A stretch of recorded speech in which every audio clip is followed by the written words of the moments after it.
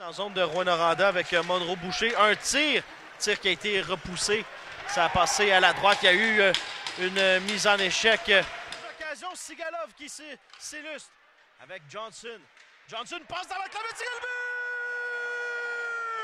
Louis-Philippe Fontaine, 1-0 les Huskies. Très beau jeu, très beau jeu. Johnson qui joue du bon hockey, hein, on le sait, depuis samedi dernier. C'est un patineur qui a beaucoup de vitesse, qui est capable de protéger la rondelle, qui a un très bon flair offensif, Vincent. Et puis sur la dernière séquence, c'est lui qui trouve son partenaire dans l'enclave du filet avec une passe qui venait d'en arrière du but. On l'a travaillé ce but-là.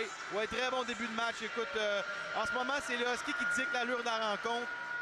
C'est eux qui mettent la pression. Et puis, on le voit, hein, 1-0 en ce début de match. Gagnon va revenir avec Arsenault et puis Leighton, Carouters, Gill et Régis. Arsenault du revers va envoyer main. Petit dégagement qui est bloqué. Une passe, le tir et quel déplacement de la droite sur la gauche. Saisi avec la mitaine. Ça revient derrière Sigalov. Sorti à la gauche. Contre-attaque, sortie de zone, mise en échec de Turcotte. Maxime Blanchard. Passe pour Monroe Boucher qui coupe le tir et le but. Gill qui marque, on s'est fait prendre, on a coupé et le gardien de but, William, a redonné la rondelle et on marque un but, on crée l'égalité, c'est 1-1. Exactement, Vincent. Puis je te dirais que depuis environ 3 minutes de jeu, là, on sentait ça venir. Le Phoenix de Sherbrooke qui avait un jeu beaucoup plus organisé que durant la première partie de cette première période, faisait un jeu de passe qui était beaucoup plus rapide, plus pensé. Donc c'est le résultat. Écoute, le joueur qui a été tout seul là, dans l'enclave, un retour de lancer, là, et on demande souvent aux défenseurs de prendre le retour de lancer, mais cette fois-ci, le retour est tombé sur le bâton du joueur du Phoenix. Dans le match, et là, exactement. On le voit ce soir. On s'amène avec la rondelle, c'est Turcotte qui déborde le tir. La rondelle dévie directement dans le but.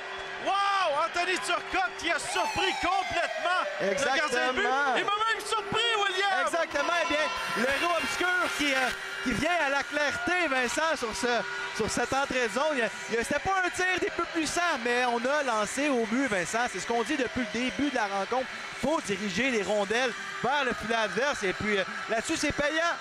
Pendant que je cherche des voyelles, Anthony Turcotte, lui, il cherche les rondelles dans le fond du filet. 2-1, les Huskies en avant. Un but en fin de période qui... ça va être... On reprend directement la rondelle chez les Huskies avec Lessard. Mise en échec sur Lessard et c'est un 2 contre 1. Gagnon qui s'amène sur la gauche. Gagnon le tire le but! Le capitaine Mathieu Gagnon! Et c'est 3-1.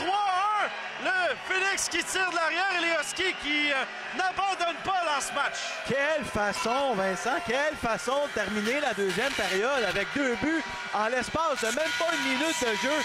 Quelle façon! Donc, on donne un bon coussin à son gardien qui, depuis la fin de semaine passée, fait du bon travail. Aujourd'hui, Vincent a seulement accordé 1 but sur 25 lancés. Donc, on va lui donner quelque chose avec quoi travailler en troisième période. Il y a eu un coup sur Gagnon. Rondelle qui est libre devant le tir et le but. Gill qui marque le 2e but de son équipe. Oui, sur un revirement, Vincent, on a vu Mathieu Gagnon qui s'est fait frapper sur la sortie de zone. Là. Il était un petit peu perdu sur la séquence. Ça a donné la chance au Phoenix de Sherbrooke de continuer son attaque. Et puis, on met la rondelle au but sur un retour de la bande. On a eu une rondelle qui est allée frapper l'arrière de la rondelle. Derrière le filet, c'est Miandukoum. Passe devant, ça a touché un joueur au passage, Bouroche. Remet sur la droite pour Johnson qui décampe. Samuel Johnson passe à Bouroche. Le tir. Quelle glissade de Jacob Robillard pour empêcher un but certain au Husky. Et Rollins qui vient de donner une taloche à Louis-Philippe Fontaine. Oui, je ne sais pas si on va chasser les deux joueurs, si on va donner une mineure double. C'était une très belle chance de marquer cette fois-ci. Les Huskies qui ont été... je veux pas dire que si Sigalov était devant le filet, c'était un but. Exactement. Donc, ça pourrait s'avérer une très bonne décision de la part de l'entraîneur-chef de l'équipe adverse d'avoir fait un changement de gardien. Des fois, ça donne des forces fraîches à l'équipe. Puis, sur la dernière séquence, le gardien qui a très bien répondu. C'est un petit peu le style d'arrêt qu'a fait Samuel Richard depuis 2 parties. Là. Ouais. Donc, on va jouer à 4 contre 4 sur la prochaine séquence. Belzile, Carouters accepte le coup d'épaule. Il a échappé la rondelle, a été frappé par Doré. Va se relever. Un très bon tir, là, un tir vif. Huard Junior passe à Mianscoum avec Monroe Boucher. Le tir et le but. Israël Mianscoum crée l'égalité. C'est 3-3. On profite d'un revirement, Vincent, du côté du Phoenix pour venir créer l'égalité dans ce match. On joue un match presque parfait défensivement jusqu'ici de la part de la Meurthe. Mais par contre, écoute, le match n'est toujours pas fini. Un très bon tir de Mianscoum dans la partie supérieure. C'est son troisième but en l'espace de 2 rencontres. Hier contre Val-d'Or, il a marqué 2 fois. Et ce soir, ajoute un filet. C'est exactement le type de jeu, Vincent, qu'on ne veut pas voir en entrée de zone du côté d'une supériorité numérique. Quand on n'a pas de jeu, il faut mettre la rondelle. La rondelle qui est devant le libre et le but. C'est Parent, c'est 4-3 le Phoenix. Tout ça, Vincent, est le résultat d'un revirement à l'entrée de zone de la part de Sam Johnson. C'est exactement le jeu qu'on ne veut pas voir en entrée de zone. Quand on arrive en supériorité numérique, il n'y a pas de jeu à faire. On n'essaie pas de jeu dentelle. On met la rondelle au fond de la zone, mettre une pression sur les défenseurs. Il va du lob. On revient à la charge avec Parent. Parent a été frappé solidement par Cardinal Anctil. 13 secondes au désavantage numérique de la Meurthe.